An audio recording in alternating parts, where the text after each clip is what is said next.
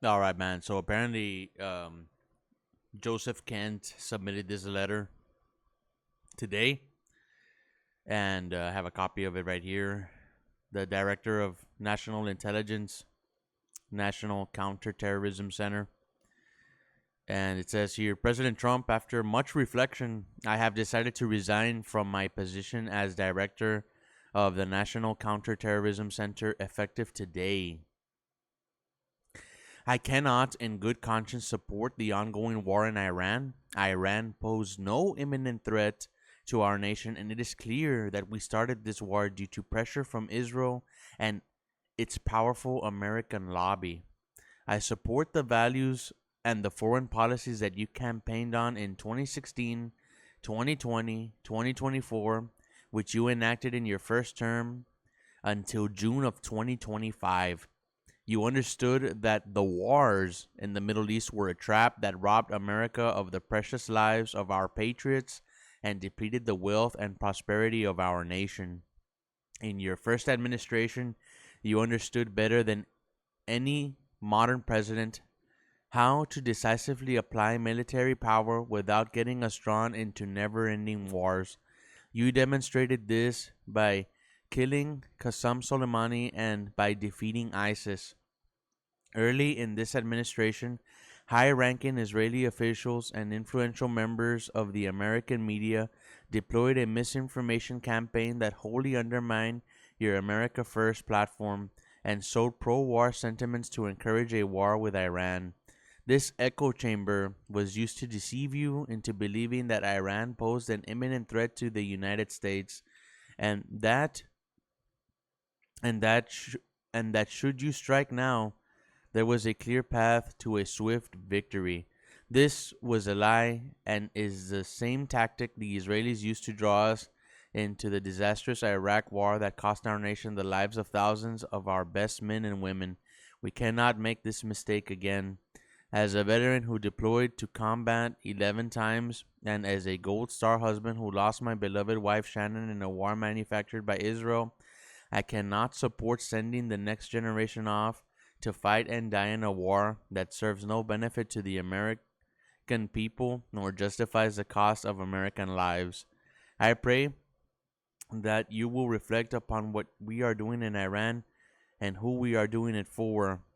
The time for bold action is now. You can reverse course and chart a new path for our nation, or you can allow us to slip further towards decline and chaos. You hold the cards. It was an honor to serve in your administration and to serve our great nation. Joseph Kent, Director of National Counterterrorism Center.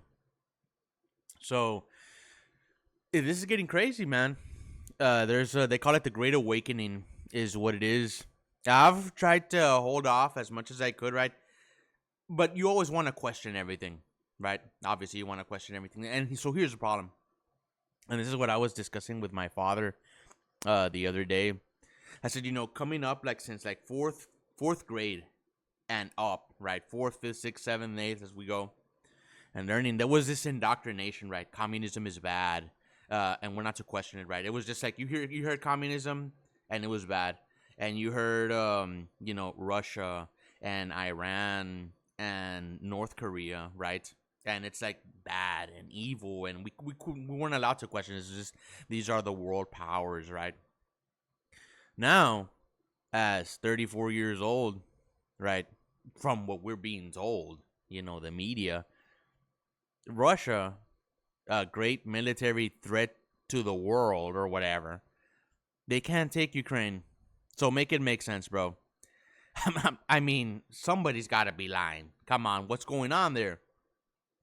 And now over here with Iran also, it's just like what are we doing there, bro? Honestly, like what they said when they were gonna when they did the 4 Dow thing, that it was done, that they had diminished their, what was it, the nuclear program, that they had blown it to smithereens, was what we were told.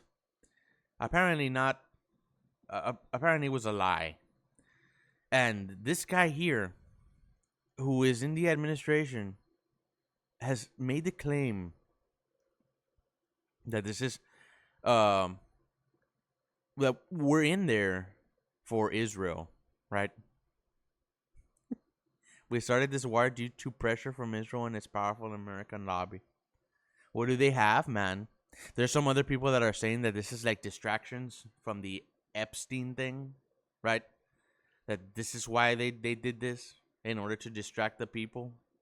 And I've seen on Twitter too, or now now it's called X, where people are saying like don't like it's just like Epstein, like just Epstein. People just put Epstein, right? Like don't get distracted by these things. But this is insane, man. Um, I was also talking to my father, and I said, when you were looking at the American Revolution, right? It's the British Empire versus the American colonists, colonialists, um, and you had France who sided with the Americans, right? Despite the British Empire, at that time, and before a little bit before that, they were naval superpower, right?